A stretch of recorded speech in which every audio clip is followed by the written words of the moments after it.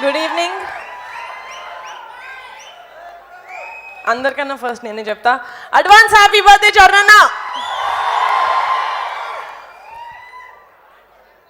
యాక్టర్గా mega power star Ram Charan గారి గురించి మాట్లాడే అంత పెద్దదాన్ని కాదు. నాకు తెలిసింది ఒకటే, చరణ్ ఏ సినిమా చేసినా కష్టపడి మేము రామ్ చరణ్ ఫ్యాన్స్ అని కాలర్ ఎత్తుకునేలాగా ఉండాలి. అది ఒక్క రీజన్కే కష్టపడి చేస్తాడు. I know that.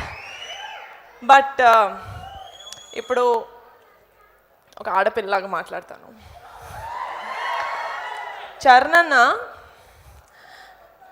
తన వైఫ్ని అట్మోస్ట్ రెస్పెక్ట్ తోటి, అట్మోస్ట్ లవ్ తోటి చూస్తాడు. తన అక్కల్ని చెల్లెల్లాగా చూసుకుంటాడు, చెల్లెల్ని కూతురులాగా చూసుకుంటాడు, కూతుర్ని అమ్మలాగా చూసుకుంటాడు, అమ్మని దేవతలాగా చూసుకుంటాడు.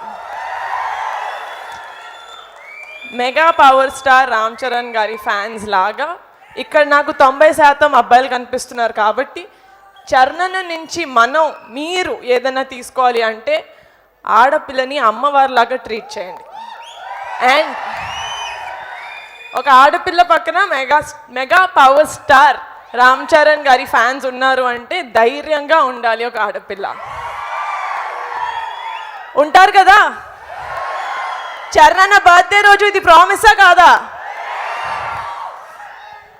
ఐ రియలీ హోప్ చరణ్ హెల్దీగా, హ్యాపీగా, లైఫ్ లాంగ్ ఉండాలని మనస్ఫూర్తిగా కోరుకుంటున్నాను. Thank you so much.